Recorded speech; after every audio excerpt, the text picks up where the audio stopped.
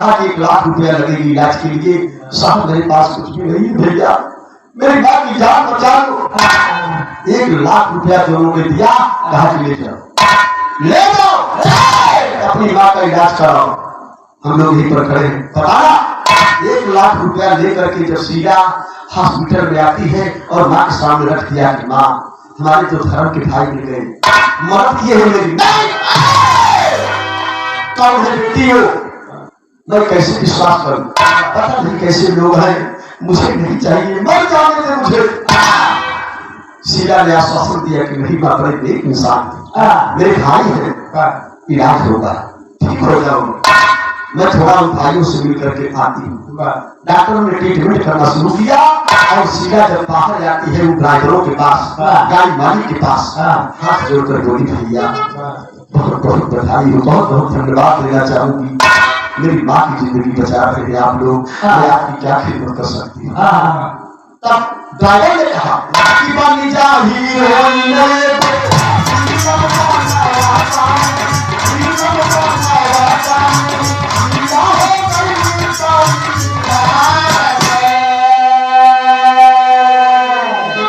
उन दोनों ने कहा कि अगर बुरा न लगे तो बात करो, 1 लाख रुपया तो दिया ही, हम लोग एक फिल्म की शूटिंग कर रहे हैं, अगर तुम उसमें थोड़ा सा काम कर देती हो तो 1 लाख नहीं, वापस 2 लाख दूंगा। चलो मेरे साथ, 1 घंटे की बात है, वापस ला करके यही छोड़ दूंगा। ठीक है भैया, मैं अपनी माँ से मिल लेती हूँ, माँ को बता देती हूँ। शीला वापस गई हॉस्पिटल में और बताने लगी कि माँ ऐसी ऐसी बात है, ऐसी ऐसी बात है, मैं थोड़ा 1 घंटे के बाद वापस आ रही। नहीं बेटी, मैं कैसे विश्वास करूं, उन लोग कैसे हैं, उनके विचार क्या है। नहीं माँ, विश्वास करो, जो भाई 1 लाख रुपया मदद के लिए दे सकते हैं वो गलत नहीं हो सकते। माँ विश्वास करो, मैं 1 घंटे में वापस आ रही। बाबू माँ को आश्वासन देकर के शीला हॉस्पिटल से बाहर आई और बोली कि भैया ज्यादा समय मत लेना, 1 घंटे में मुझे वापस कर देना। कहा ठीक है, बैठ गई गाड़ी में, बीच वाली सीट में बाबूजी बैठ गए शीला और दोनों लेकर के चले गए। दोनों लेकर के चले गए तो बियाबान जंगल की तरफ मोड़ दी गाड़ी। शीला को घबराहट होने लगी, भैया कहाँ चल रहे हो, यहाँ तो कोई आने जाने वाला दिखाई नहीं दे रहा है, अरे बैठी रहो। देखिए बाबूजी नीयत बदल गई, हुस्नों के दामन में विकसी छटाएं मृदुल रात पर कंज कलियां बिखरती है, सूरत मनोरम कुमुद पंकजों सी उपमा पिरोती परागर की धरती है, कानों का गुलशन गुलाबों की लाली उपमा कपोलों की कमली नहारी है, मरों में जानी की आभा प्रकाशित हुए देख करके है ना। ये उमंग ऐसी है, ये तरंग ऐसी है, बड़े बड़े ऋषि निशक्त महात्मा ने बताया मुझे तो ड्राइवर क्या बात है। ले गए बियाबान जंगल की तरफ, एकांत जगह पाए तो चक्र के लूटी है,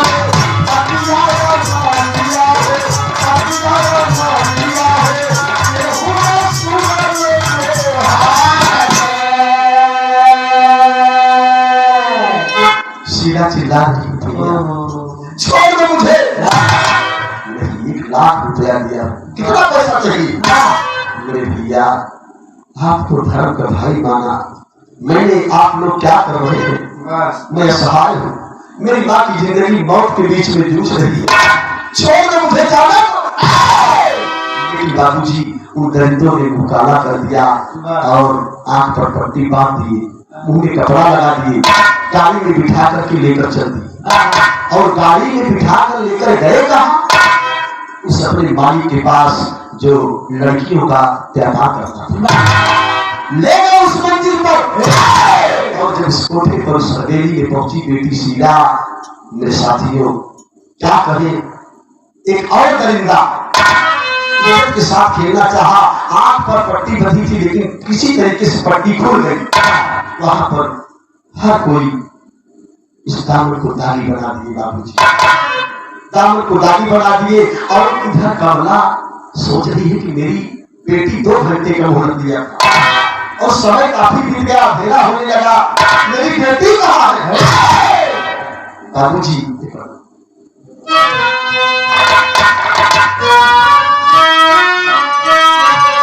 रो रही है, कमला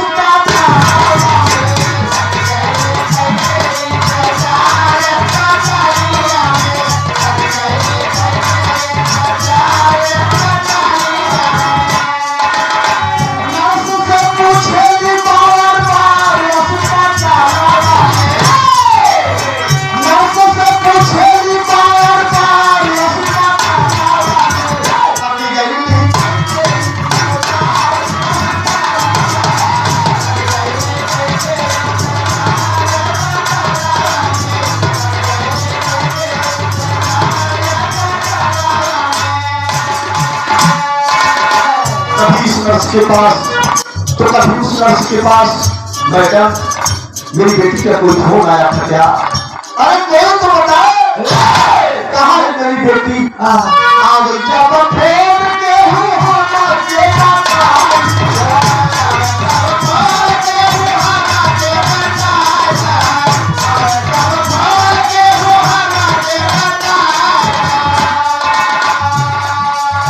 हमारी बेटी से हमको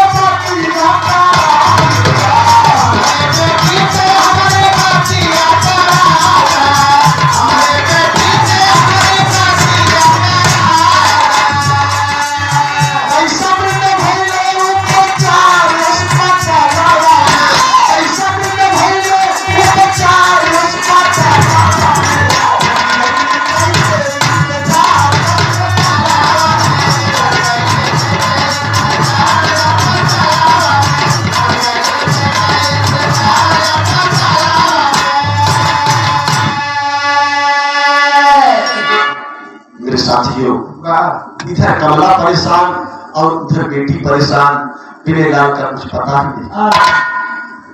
डॉक्टरों ने कहा कहाँ है तेरी बेटी? कहाँ है तेरी बेटी? बुढ़िया, तेरे पास जितना पैसा था उसका ट्रीटमेंट हो चुका, तेरा पैसा खर्च हो गया, अब इलाज के लिए और पैसे लगेंगे। अरे साहब, पैसे की तो बात छोड़ो, जो मेरा मेन धर्म था, मेन धर्म था, मेरा वह धन ही गायब है। कहाँ है कि मेरी बेटी? पता नहीं किस हाल में होगी। साहब रहम करो, मुझ पर दया करो, मुझे ठीक कर दो, मैं व्यवस्था कर दूंगी। नहीं, कोई व्यवस्था नहीं है, निकल जा। कहा गया है कि डॉक्टर भगवान का दूसरा रूप होता है, लेकिन मेरे साथियों वहां पर किसी ने रहम नहीं किया और कमला को हॉस्पिटल से बाहर निकाला। फटे पुराने कपड़े पहनकर भिखारी जैसे भेष बना है। कमला जा रही है बाबूजी, हॉस्पिटल से निकल करके जा रही है। निकल करके जब रोड पर आई, एक और घटना घट गई। वहां पर भी एक ड्राइवर आकर के कमला को धक्का मार दिया। कमला बेचारी रोड पर गिर पड़ी और बेहोश हो गई। आने जाने वालों की ट्रैफिक लगी थी, तांता लगा था, लोगों ने दौड़ करके गाड़ी को रोक लिया और ड्राइवर को गाड़ी से निकाल दिया। बदतमीज, दिखता नहीं है, ठोकर मार दिया महिला को। पकड़ करके उसको लाते हैं उस औरत के पास। औरत की जुबान बंद हो गई, कमला की जुबान बंद हो गई है, आंखें खुली है, आंखें खुली है। बड़ा ही दर्दनाक स्थान है मेरे साथ। कमला देख रही है उस गाड़ी वाले ड्राइवर को, गाड़ी वाले ड्राइवर को देख रही है और कुछ कुछ पहचान गई। ये बाबू और ड्राइवर भी कमला की ओर देखा। लोगों ने मारना चाहा, लेकिन कमला की जुबान बंद थी। हाथों से इशारा किया कि नहीं भैया, तुम्हें मारना मत मारिए। रोक रही है, क्यों रोक रही है? छाती आगे पीटी रे ड्राइवर मारिया, छाती आगे पीटी रे ड्राइवर मारिया, ई काटू चलना भरा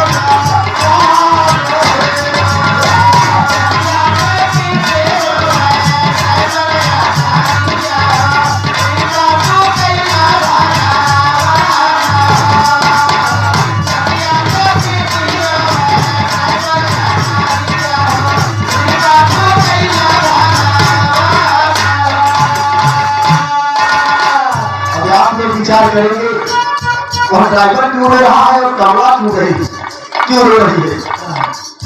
बरसों के पीछे बरसा लतिया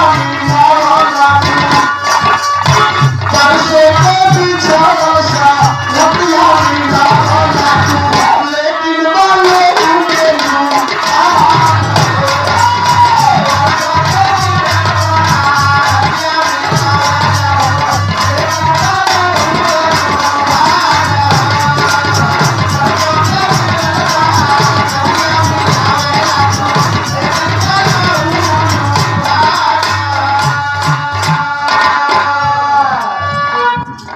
मेरे साथियों, वह ड्राइवर कोई और नहीं बल्कि उसी कमला का पति वीरेलाल था।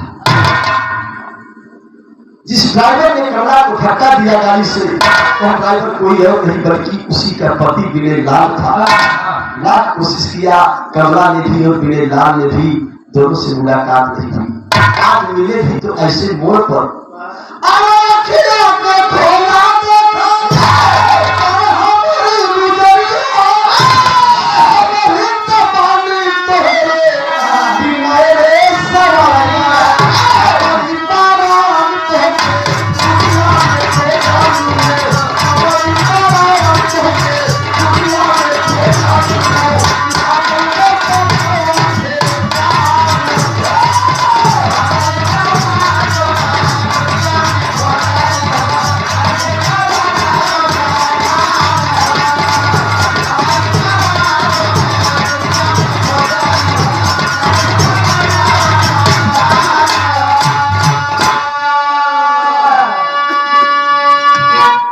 वाले भैया बाबू, एक नजर कमला देख रही है और एक नजर वीरेलाल, दोनों की आंखें डगमगा गई।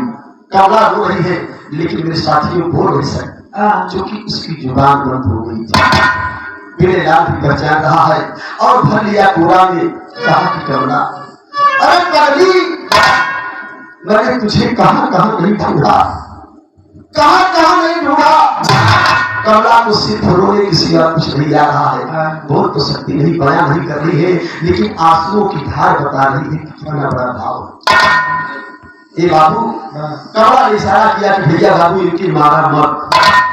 वीरेलाल जब कमला की आवाज नहीं सुना तो गाड़ी में बिठाया और ले गया उसी हॉस्पिटल में जिस हॉस्पिटल से डॉक्टरों ने उसे निकाल दिया था। ले गया और कहा कि डॉक्टर साहब, मेरी पत्नी कि वजन तक पैसा लग जाए, पत्नी मुझसे सिर्फ एक बार बात कर ले, एक बार बात कर ले, यही आपसे गुजारिश है। डॉक्टरों ने ट्रीटमेंट करना शुरू किया, इलाज करना शुरू किया। कमला बोलने लगी, सैया कहाँ थे आप? तब तक वीरेलाल को होश हुआ कि मेरी बेटी सीधा कहाँ? अरे कमला, ए कमला, तू तो मिल गई।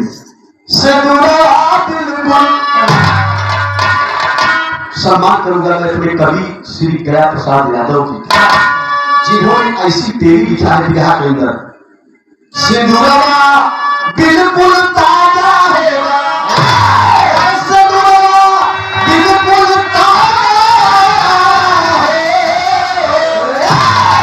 सिंदूरवा बिल्कुल ताजा है, भाई भेंट मगरो मिलते में मिल जाए।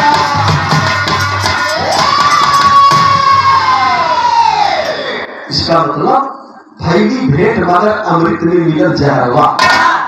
इसका कारण ये हो सकता है कि अगर जब पत्नी थी, जब पत्नी मिली तो बेटी नहीं, और जब बेटी थी तो कमला का पति थी, दोनों एक दूसरे को देख रहे हैं। आज मुलाकात भी हुई तो इस मोड़ पर, जब मेरे पास बेटी थी तो पति नहीं, आज पति है तो मेरी बेटी नहीं, बेटी नहीं। कमला बता कहा बिटिया शीला? तब कमला रोकर कहती है, अरे कर जावा कठेर कमला सजना, अरे कर जावा कठेर कमला सजना, किस्मत के आगे का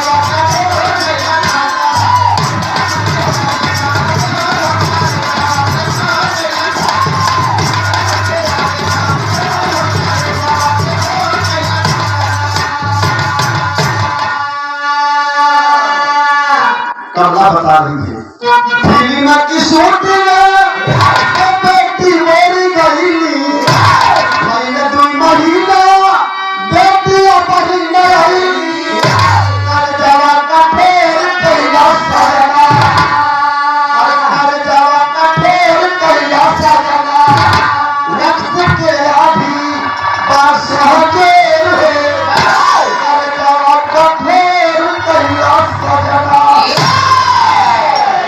साथियों, आप बीती बताती है कमला, सैया मेरी बेटी के साथ ऐसे ऐसे मेरी तबीयत खराब हुई, हॉस्पिटल में भर्ती करा करके जो डॉक्टर आए बोले कि चाहे जितना पैसा लग जाए, फिल्म की शूटिंग के बहाने मेरी बेटी को ले गए। सैया 2 महीना हो गए, मेरी बेटी का कुछ पता नहीं। रो रही है कमला, कौने बनवा कोई है मेरे चिड़ैया गई रे, कौने बनवा होई है चिड़ैया गई रे, बिना चलता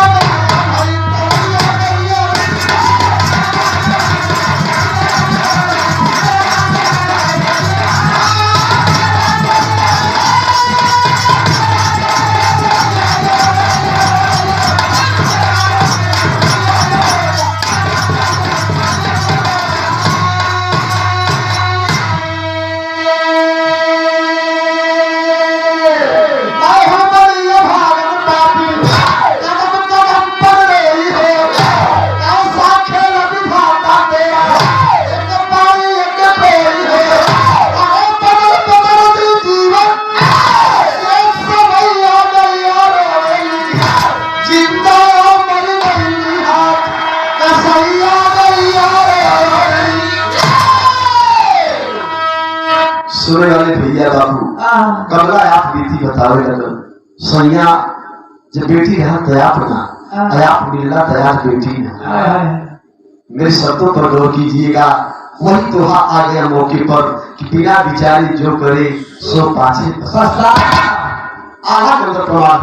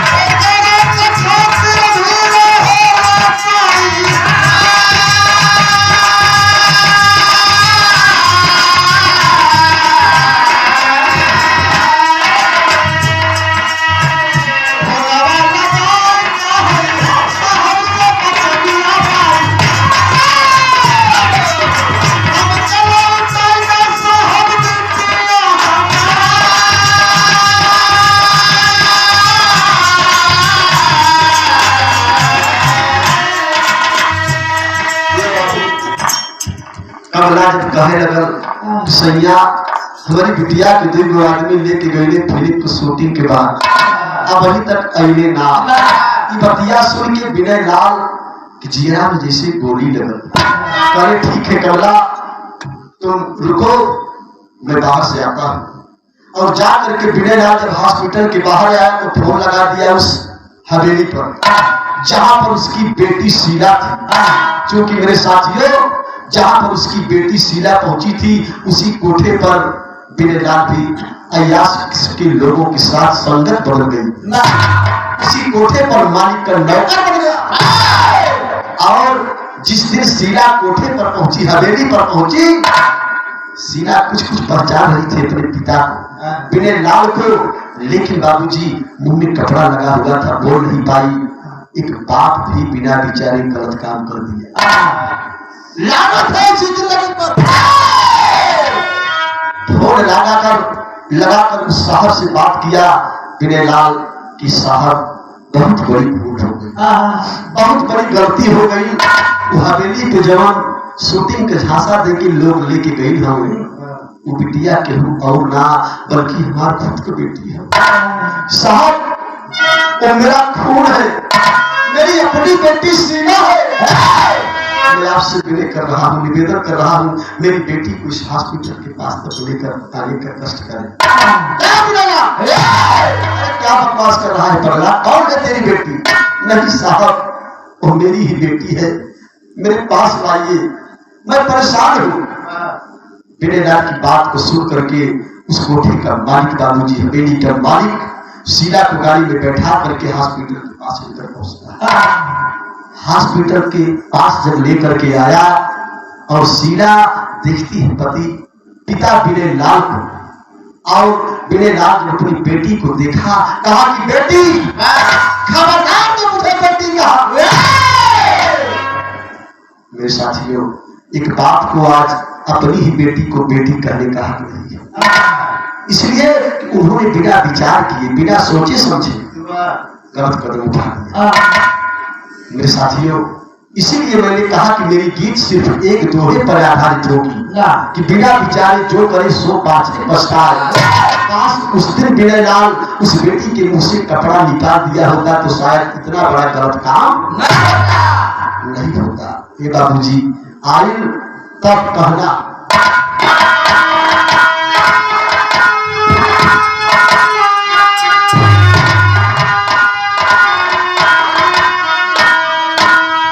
बिने लाल ने अपनी बेटी शीला से कहा कि बेटी, अगर एक बाप तुझे बेटी नहीं कह सकता तो मुझे जीने का कोई अधिकार नहीं है। ये पिस्टल और उतार दे सारी गोलियां मेरे सीने पर, लेकिन यहाँ पर शीला का सम्मान होना चाहिए, बेटी का सम्मान होना चाहिए। उसने कहा, क्या कहा?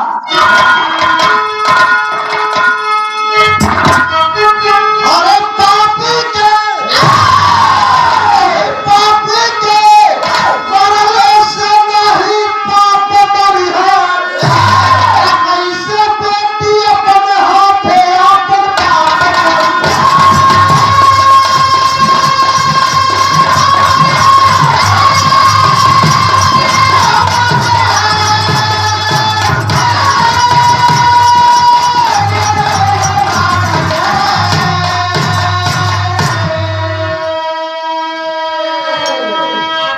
कैसे बेटी अपने हाथे अपन बाप मरी। जब निकाल कर पिस्टल देने लगा तो बेटी ने कहा, माई से मिलावा तेरी बाप मगर दिया हथवा के जेल का बिटिया।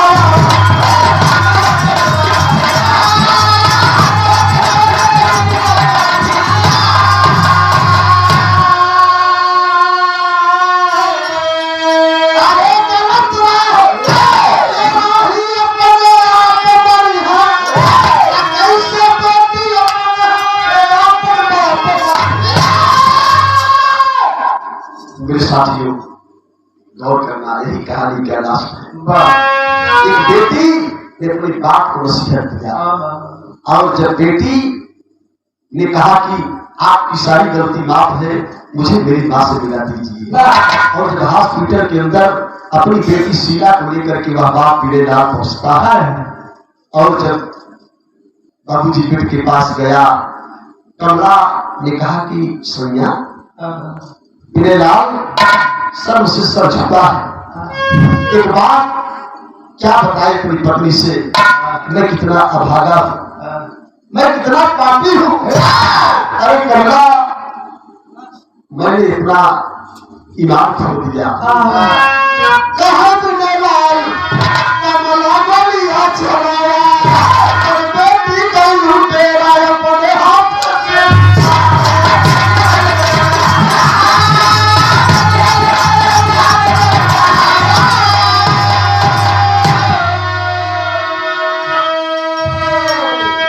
मेरे साथियों, बिने लाल ने कहा कि कमला, मैंने बहुत बुरा कर्म कर दिया, मैं गुनहगार हूं।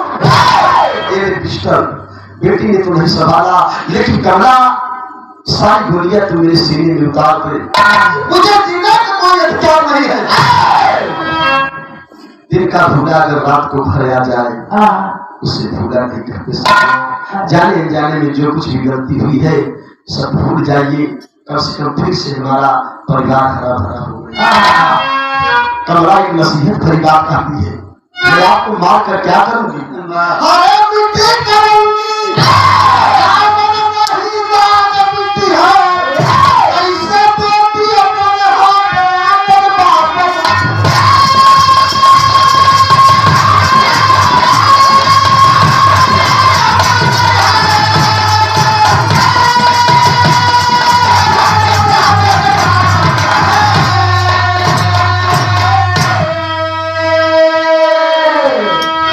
सुने वाले भैया बाबू, गरीबी का मारा निशान किस किस मोड़ पर जा सकता है, क्या क्या बीत सकती है।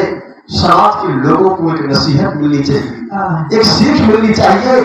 कभी भी लोग इतनी गलत आंखों से अपनी ही बहू को, बेटियों को देखने लगते हैं जो कहने में शर्म आती है। हम रोड से गुजर रहे हैं, काश मेरी ही बेटी अगर अपने ससुराल से आ रही है किसी दूसरे के साथ, वेशभूषा में है, एक दुल्हा के रूप में है, तो कभी कभी लोग ईमान खो देते हैं, उल्टा सीधा बात करने लगते हैं। आप समझ सकते हैं, कभी कभी ऐसे शब्दों का प्रयोग करने लगते हैं और जब नजदीक से देखते हैं तो सर से सर झुक जाता है। इसलिए बिना विचार किए कभी कभी इंसान अपनी बहन को गाड़ी पे बैठा कर लेकर जा रहा है तो रास्ते में देखने वाले लोग कुछ न कुछ उल्टा सीधा बोल देते हैं। अरे पहले समझो तो उसका रिश्ता क्या है, उसकी बहन है कि भाभी है कि और कोई है। इसलिए मेरे साथियों निवेदन है, संस्कार में रहो, शिक्षा को सम्मान दो। पढ़े लिखे नौजवानों ऐसी गलती मत करना। आज बेटी और पत्नी और पति तीनों की मुलाकात हुई, तीनों मिल गए, मेरी कहानी का अंत हो रहा है। हर जो रिश्ता किसकी क्या जरूरत थी एक दूसरे ने पूरा किया। सबसे बड़ी बात यही है कि बिना विचारे कोई काम नहीं। गुरु बिहारी गुरु गणेश